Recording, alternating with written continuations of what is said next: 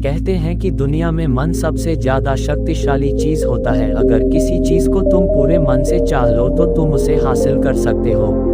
ये मैं नहीं कहता, यह सभी महापुरुषों का कहना है। लेकिन अगर यह सत्य है, ये सच है, तो हम जो अपने मन से चाहते हैं वह हमें हासिल क्यों नहीं होता है? कोई भी इंसान अपने मन में तो दुख नहीं चाहेगा, लेकिन वो रहता तो दुखी है। हर इंसान अपने मन से तो कामयाब होना चाहता है, खूब पैसा कमाना चाहता है, लेकिन फिर भी वह कामयाब नहीं होता। भला ऐसा दुनिया में कौन इंसान होगा जो अपने मन में यह चाहेगा कि मैं नाकामयाब रहूं या मैं पैसा ना कमाऊं? सोचने की बात है। तो इसमें दो चीज निकल कर सामने आती है, या तो वह महापुरुष गलत थे जिन्होंने यह बात बोली कि मन से चाहे हुई चीज हासिल हो जाती है, या फिर हम गलत हैं।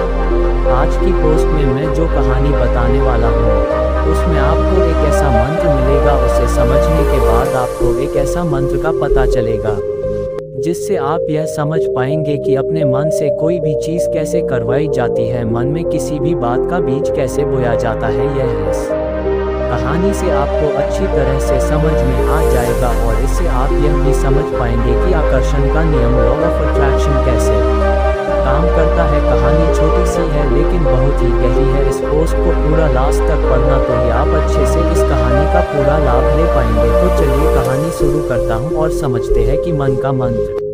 एक बार की बात है, एक आदमी के जीवन में सिर्फ दुख ही दुख थे। वह जो भी काम करता उस बेचारे का वह काम पूरा ही नहीं होता। घर में आता तो घर में कलेश बना रहता, किसी से कोई मदद मांगता तो कोई उसकी मदद नहीं करता। ऐसा लगता था कि चारों तरफ से उसके ऊपर दुख का पहाड़ टूट पड़ा है। उसे समझ नहीं आ रहा था कि मैं इन दुखों से कैसे पार पाऊँ। वह दिन रात यही सोचता रहता था कि अपने दुखों से छुटकारा कैसे पाना है। इसी कारण से वह रात में सो भी नहीं पाता था। उसकी आंखों के नीचे बड़े बड़े काले घेरे बन गए थे, जो इस बात का प्रतीक थे कि वह आदमी कितना दुखी है और कितना चिंतित है। कभी कभी तो उसके मन में आत्महत्या करने के भी ख्याल आते थे, लेकिन अपने परिवार की चिंता करके वह यह कदम नहीं उठा पाता। वह इतना दुखी हो गया कि उसने निर्णय किया कि वह इन दुखों से छुटकारा पाकर ही रहेगा। इसके लिए चाहे उसे कितनी ही मेहनत करनी पड़े, कुछ भी करना पड़े, चाहे अंगारों पर चलना पड़े, लेकिन इन दुखों से छुटकारा हासिल करके रहेगा। ऐसे ही एक दिन उसने अपने मित्र से पूछा कि मैं अपने जीवन को कैसे सुधारे। उसके मित्र ने उसे बताया कि तुम किसी बाबा के पास जाओ। बाबाओं के पास ऐसा मंत्र होता है जिससे सारे दुख मिट जाते हैं, जीवन खुशियों से भर जाता है और धन संपदा भी हासिल होती है। तुम किसी ऐसे बाबा को ढूंढ लो, बस तुम्हारा काम बन जाएगा। उस आदमी के मन में यह बात पूरी तरह से पक्की बैठ गई कि कोई बाबा ही मेरा दुख दूर कर सकता है, और इसीलिए उसे किसी भी बाबा के बारे में पता चलता तो वह उस बाबा के पास पहुंच जाता, उस बाबा को अपनी समस्या बताता और उससे उसका समाधान पूछता और कहता कि बाबा मैं कुछ भी करने के लिए तैयार हूँ, लेकिन मेरी समस्याओं से मुझे छुटकारा दिला दीजिए। आप जो कहेंगे मैं वो करूँगा, लेकिन मेरे जीवन को सुधार दीजिए। बाबा उसे कुछ टोने टोटके बताते थे करने के लिए और बदले में दान दक्षिणा ले लेते थे कि यह टोना टोटका करने के बाद तुम्हारे घर में सुख शांति बनी रहेगी। बस इस टोटके को पूरी विधि के साथ करना। वह आदमी घर लौटकर पूरी विधि के साथ टोने टोटके करने लगा, लेकिन बहुत टोने टोटके करने के बाद भी उसके जीवन में कुछ बदलाव नहीं आया। इसके विपरीत उसका जीवन और ज़्यादा दुखी हो गया। जो भी बाबा उसे टोना टोटका देता था वह बदले में उससे दान दक्षिणा लेता था, जिससे उसका धन भी धीरे धीरे खत्म हो रहा था। इससे उसके जीवन में दुख और ज़्यादा बढ़ गया। तब उसे लगा कि बाबाओं के पास जाने से तो मेरे जीवन में दुख कम होने की बजाय बढ़ते ही जा रहे हैं, तो मुझे क्या करना चाहिए? बाबाओं के पास जाऊं या ना जाऊं? फिर एक दिन एक आदमी ने उसे बताया कि तुम अपने घर में किसी पंडित को बुलाकर हवन करवा लो। हवन होगा, घर शुभ हो जाएगा। कोई भी बुरी ऊर्जा होगी घर में तो वह घर से बाहर चली जाएगी। किसी पंडित को बुलाकर पूरे विधि विधान उसे मंत्र उच्चारण कराओ, हवन कराओ, जिससे घर में सुख शांति आए। आदमी के मन में यह बात बैठ गई और उसने एक पंडित को अपने घर पर बुलाकर हवन करवा दिया। हवन अच्छी तरह से संपन्न हुआ। बदले में पंडित ने भी अच्छी दान दक्षिणा ली और उसके बाद वह वहां से विदा हो गया। लेकिन कुछ दिनों के बाद उस आदमी को महसूस हुआ कि उसके जीवन में अभी भी कोई बदलाव नहीं आया है। अब वह आदमी पूरी तरह से दुखी हो गया और ज्यादा परेशान हो गया। अब तो उसे लगने लगा था कि मेरे जीवन में से दुख कभी खत्म ही नहीं होंगे, और यही सोच सोच कर उस आदमी का बुरा हाल हो गया था। फिर एक दिन उसे अपने मित्र से ऐसे बाबा के बारे में पता चला जो समाधान बताने के लिए कोई दान दक्षिणा नहीं लेता था। उस आदमी को लगा कि यह बाबा दूसरे बाबाओं की तरह नहीं हो सकता, क्योंकि यह तो दान दक्षिणा लेता ही नहीं, और अगर दान दक्षिणा नहीं लेता तो यह सच में कोई सिद्ध बाबा होगा। और यही सोचकर वह उस बाबा के पास पहुंच जाता है। जब वह आदमी वहां पर पहुंचता है तो वह बाबा ध्यान में बैठे हुए थे। यह देखकर वह आदमी वहीं पर चुपचाप बैठकर ध्यान से बाहर आने का उनका इंतजार करने लगा। थोड़ी देर बाद बाबा ने आंखें खोली तो सामने एक दुखी और परेशान युवक को बैठे देखा। उसकी आंखों के नीचे काले घेरे देखकर ही समझ गया कि यह आदमी अपने जीवन से कितना परेशान है। उसे संबोधित करते हुए बाबा ने पूछा कि बच्चा क्या चाहते हो, बाबा के पास क्या लेने आए हो। उस आदमी ने कहा कि बाबा मैं अपने जीवन से बहुत परेशान हूँ। मैंने इन दुखों को दूर करने के लिए बहुत सारे रास्ते अपनाए, हर वो तरकीब करके देखे जो किसी बाबा ने मुझे बताई, हर वो काम किया जो कोई भी इंसान ने मुझसे करने को कहा, लेकिन मेरे जीवन में दुखों में कोई कमी नहीं आई। बाबा इसके विपरीत मेरे जीवन में दुखों में बढ़ोतरी हो गई है। मुझे समझ में नहीं आ रहा है कि मैं क्या करूं। कभी कभी तो मैं आत्महत्या करने की सोचता हूं, लेकिन मैं अपने परिवार की सोच कर मैं यह कदम नहीं उठाता हूं। मैंने आपके बारे में बहुत सुना है बाबा, और मैं बहुत उम्मीद के साथ आपके पास आया हूं। कृपया करके मुझे कोई ऐसा मार्ग बताएं जिससे मुझे अपने दुखों से छुटकारा मिल जाए। मैं अपने दुखों से छुटकारा पाने के लिए कुछ भी करने को तैयार हूँ। आप मुझे कोई भी रास्ता बताएं, चाहे वह रास्ता कितना ही कठिन क्यों ना हो, मैं उसको पार करके रहूंगा। बाबा ने महसूस किया कि आदमी तो सच में बहुत परेशान है। बाबा ने उसकी बात सुनकर कहा कि बच्चा, दुखों को दूर करने के लिए मंत्र ऐसे ही नहीं मिलते हैं, मंत्र पाने के लिए कुछ करना पड़ता है।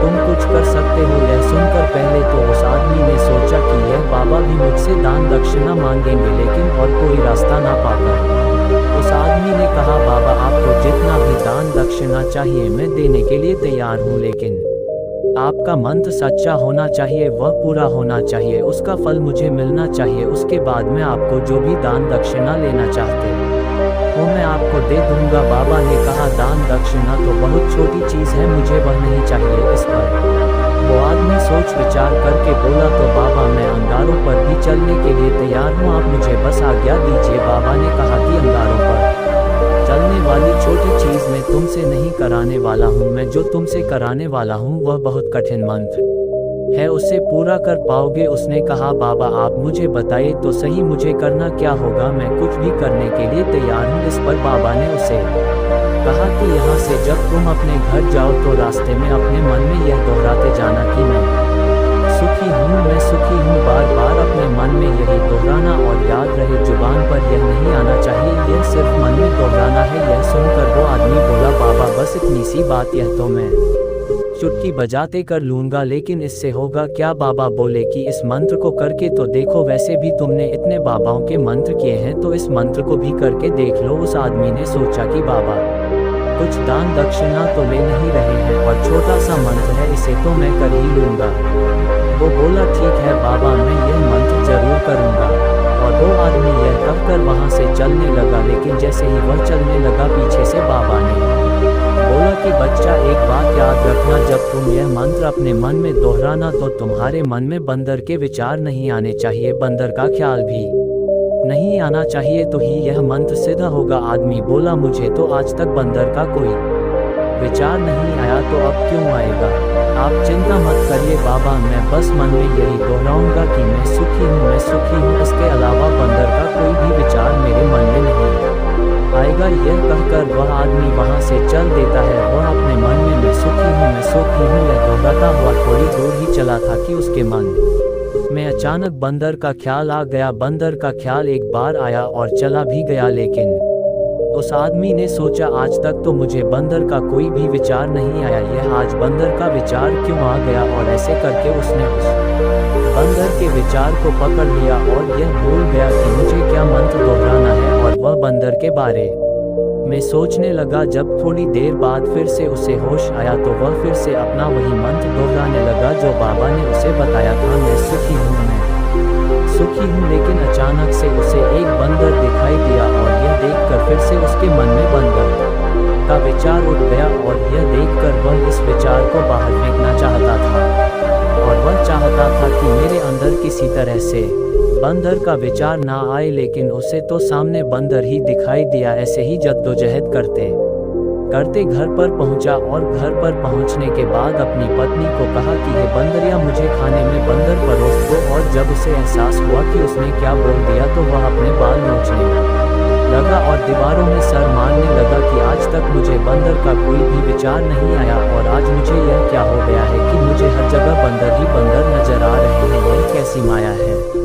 यही सोच सोच कर वह आदमी रात भर सो नहीं पाया, रात भर करवटें बदलते रहा और सुबह उठकर सीधे उसी बाबा के पास पहुंच गया और उसके चरणों में गिरकर कहा कि बाबा, पता नहीं क्या चमत्कार हो रहा है, आज तक मुझे बंदर का कोई विचार नहीं आया, लेकिन कल से जब से आपने मुझसे कहा कि बंदर का विचार नहीं आना चाहिए, तब से मुझे हर जगह बंदर ही बंदर नजर आ रहे हैं। उस आदमी ने कहा कि बाबा, मुझे तो आपके पीछे पेड़ पर बैठा बंदर केले खाते हुए दिखाई दे रहा है, यह हो क्या रहा है बाबा।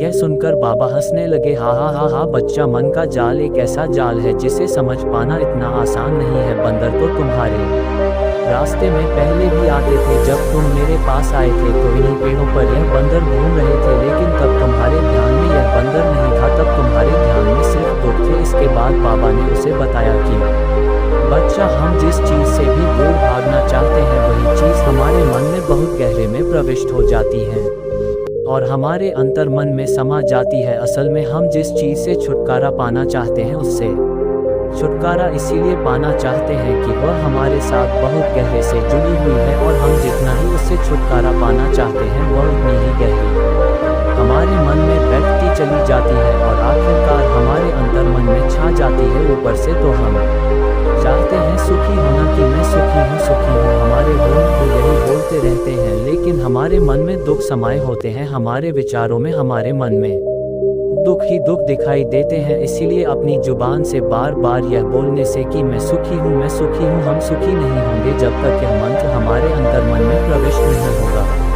इस पर उस आदमी ने पूछा कि बाबा, लेकिन यह मंत्र हमारे अंतर मन में प्रविष्ट कैसे होगा। यह सुनकर बाबा ने कहा कि बच्चा, अपने दुखों से लड़ना बंद कर दो। जब तक तुम अपने दुखों को दूर करने की सोचते रहोगे तब तक वो दुख तुमसे चिपके रहेंगे, तब तक वो दुख तुम्हारे अंतर मन पर अपना राज बनाए बैठे रहेंगे और जिस दिन तुम उन दुखों के बारे में सोचना ही छोड़ दोगे, उन दुखों से छुटकारा ही नहीं पाना चाहोगे, उसी दिन से तुम्हारे जिंदगी से दुख गायब हो जाएंगे। क्योंकि किसी भी चीज़ से छुटकारा पाने के लिए हमें उस चीज़ के बारे में सोचना पड़ता है और हम जितना ही उस चीज़ के बारे में सोचते हैं वह उतनी ही गहरी हमारे मन में प्रविष्ट होती चली जाती है। हम अधिकतर समय दुखों के बारे में ही सोचते हैं, हम यही सोचते हैं कि हमारे जीवन में दुख है और हमें इससे छुटकारा पाना है। इसी वजह से बार बार सोचने से वो दुख हमारे अंतर मन में प्रविष्ट हो जाते हैं और हमें एहसास भी नहीं होता। इसीलिए अगर तुम दुखों से छुटकारा पाना चाहते हो तो दुखों से छुटकारा पाने के बारे में सोचना छोड़ दो, तुम्हें दुखों से छुटकारा मिल जाएगा। अक्सर आदमी धूम्रपान छोड़ना चाहता है, शराब छोड़ना चाहता है, सुबह अपने आप से यह वादा करता है कि मैं कोई भी गलत काम नहीं करूँगा, लेकिन शाम को जब लौटता है तो नशे में चूर होकर लौटता है। ऐसा क्यों होता है? जो हम सोच रहे हैं वह पूरा कर ही नहीं पा रहे हैं। असल में हम उस चीज़ को बहुत ज़्यादा तवज्जो दे रहे हैं, उस चीज़ को बहुत ज़्यादा अहमियत दे रहे हैं। जब भी हम उस चीज़ को छोड़ने के बारे में सोचते हैं तो हम उसकी इम्पोर्टेंस यानी कि विशेषता और ज़्यादा बढ़ा देते हैं। हमारा मन उस चीज़ के बारे में जितना ज़्यादा सोचेगा, शराब या धूम्रपान छोड़ने के बारे में जितना ज़्यादा सोचेगा, हमारा मन उतना ही उस चीज़ के पीछे ज़्यादा भागेगा। हमें उस चीज़ से लड़ना नहीं है बल्कि बिना सोचे गुजर जाना है।